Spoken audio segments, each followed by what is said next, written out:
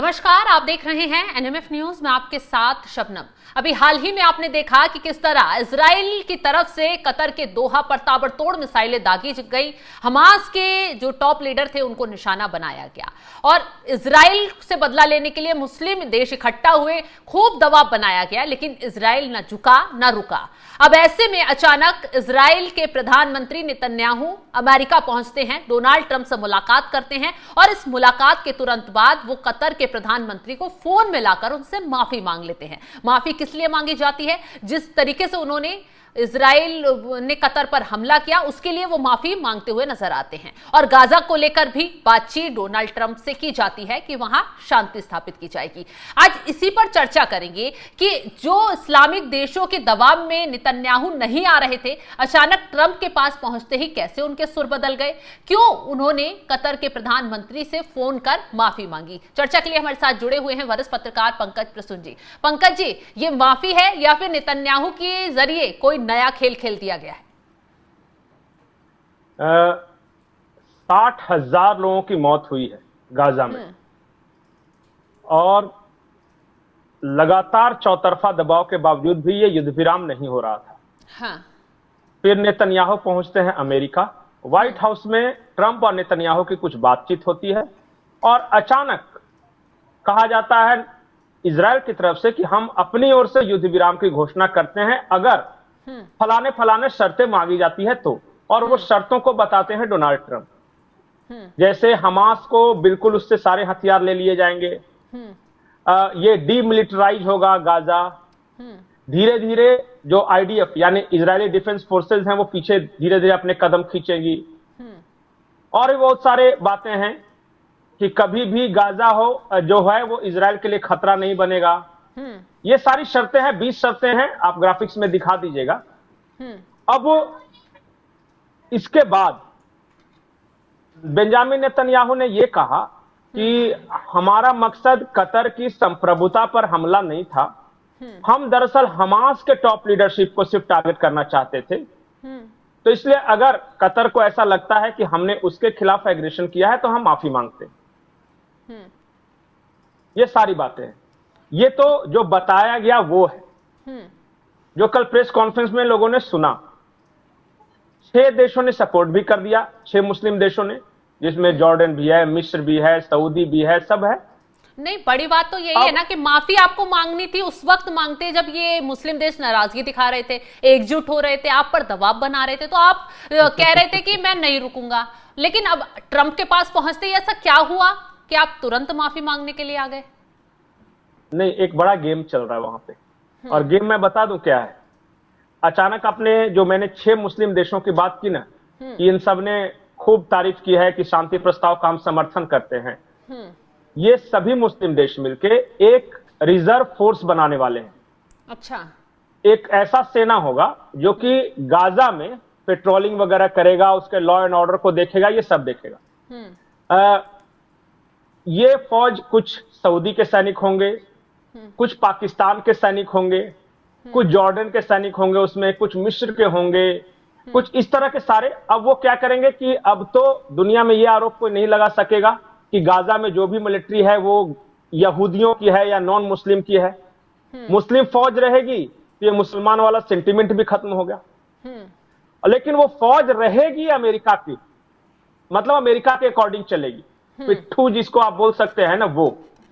अब प्लान क्या है वो सुनिए ध्यान से। ये रिजर्व फोर्स से, जैसे हमास को बिल्कुल उससे सारे हथियार ले लिए, ये फौज बना दी वहां पे लॉ एंड ऑर्डर मेंटेन करने के लिए, जो भी उसके मतलब गाजा के प्रोटेक्शन के लिए कहा जाएगा। अब इजराइल के सैनिक वापस आ गए, अब होगा वहां असली काम।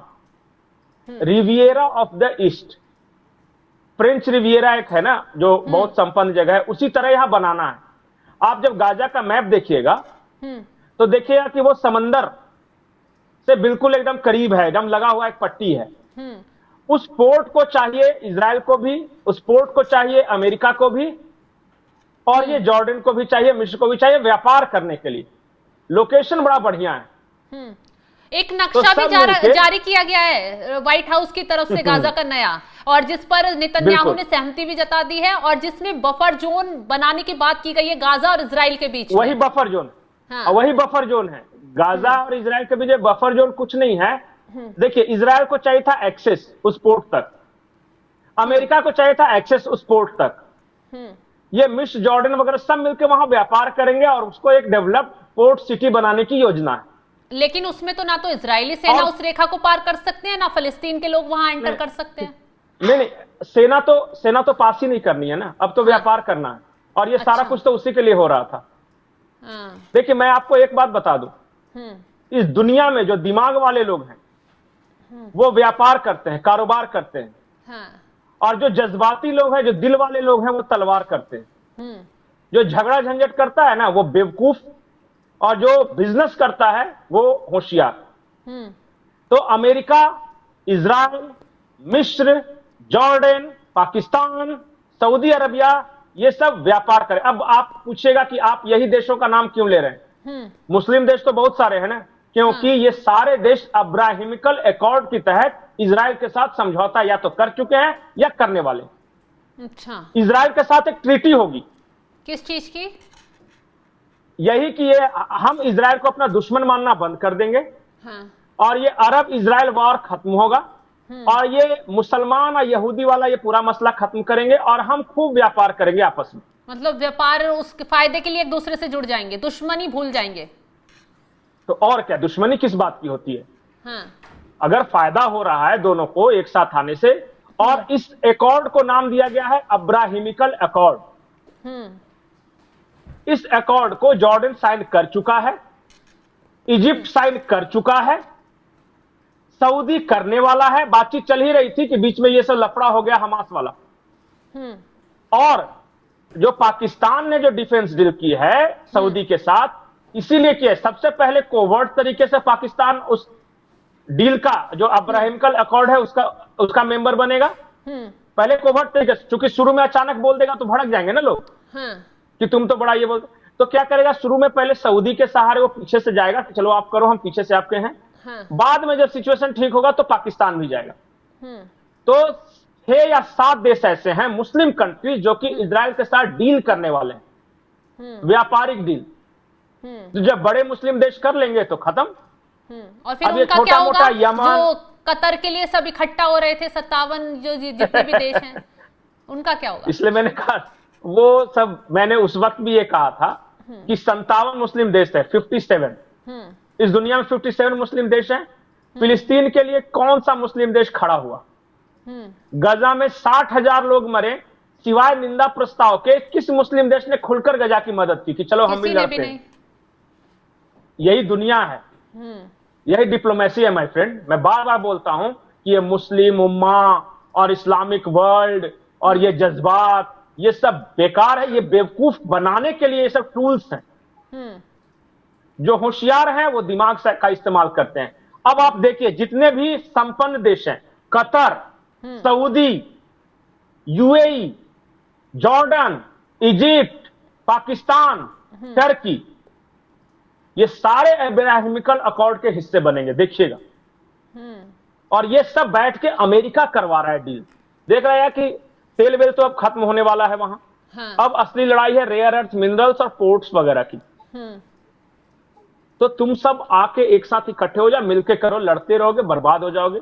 अब तक हम इसलिए तुम लोग को लड़ाए थे क्योंकि हमें वहां से तेल निकालना था। हाँ, अपना फायदा अमेरिका ने पूरा देख लिया। हाँ, तो अब तो हमने तेल निकाल लिया, तुम्हारा भी और तुम्हारे देश का भी। तो अब दूसरे पॉइंट, नेक्स्ट जनरेशन आ जाओ ना, डिप्लोमेसी। ये हो रहा है अरब में। अच्छा। तो अमेरिका से बैठ के करवा रहा है वो, सऊदी और पाकिस्तान का डिफेंस डील भी करवा रहा है वो, कतर से माफी भी मंगवा रहा है कि चलो माफी हो गई, आई गई बात। वो जॉर्डन और इजराइल के बीच अब्राहिमिकल अकॉर्ड भी साइन करवा रहा है, मिस्र और इजराइल के बीच करा रहा है, सऊदी करने वाला है, यूएई करने वाला है, पाकिस्तान और ये कतर, क्योंकि अभी ताजा जमाना, तो ये दोनों भी उसके मेंबर बनेंगे। और इससे होगा ये कि पाकिस्तान ईरान से थोड़ा दूर हो जाए, क्योंकि ईरान उसका मेंबर नहीं बनेगा, ईरान दुश्मन रहेगा। क्यों? सुन्नी देशों को इकट्ठा करना है, अमेरिका को। अच्छा, उसमें शिया कंट्री शामिल नहीं होगी? नहीं, शिया तो इकलौता है ना उसमें, इसमें अब्राहमिकल अकॉर्ड में शिया देश नहीं। अच्छा, जो ट्रंप की तरफ से पंकज जी जो नक्शा जारी किया गया है ना गाजा को लेकर, उसमें 3 लाइनें हैं, एक नीली, दूसरी पीली, तीसरी लाल, और इसके बाद बफर जोन बना है। नीली वो रेखा है जहां तक अभी इजरायली रक्षा बलों का नियंत्रण था, ये रेखा खान यूनुस के पास है। इसके बाद राफा से होकर पीली रेखा गुजरती है, इसे फर्स्ट इसमें विथड्रॉल लाइन कहा गया है, और इसी पीली रेखा का मतलब है कि बंधकों के छोड़े जाने के बाद ही इजरायली सेना पीली रेखा तक आ जाएगी। इसके बाद सेकंड जो लाइन है वो लाल रेखा है, सेकंड जो लाइन है उसके बाद इजराइल की सेना यहां पर आकर रुक जाएगी। तो यहां तो इजराइल को पूरा पूरा फायदा ट्रंप की तरफ से दे दिया गया है। नहीं, इजराइल को फायदा नहीं है, ये सारे अरब देश चाहते हैं कि हम नहीं लड़ें। मजबूरी हो जाती है लड़ना। अब जब ये हो जाएगा ना, देखिए इन्होंने शर्त रख दी कि सबसे पहले तो हमास हमारे सारे बंधकों को छोड़े, डेड और अलाइव, उसके बाद हमास डिसमेंटल किया जाए, उसके बाद ये विड्रॉ करेंगे फोर्सेस, उसके बाद वो बफर जोन बनेगा, उसके बाद फिर देखिएगा ना, अभी स्टेप बाय स्टेप आएगा। देखना ये है कि हमास इसे मानता है कि नहीं। हाँ, इजराइल और एक चीज और ट्रंप ने कहा है, ट्रंप ने कहा है कि अगर हमास नहीं मानता तो इजराइल को कहा नेतन्याहू को कि मार के बर्बाद करो, हम तुम्हारे साथ हैं।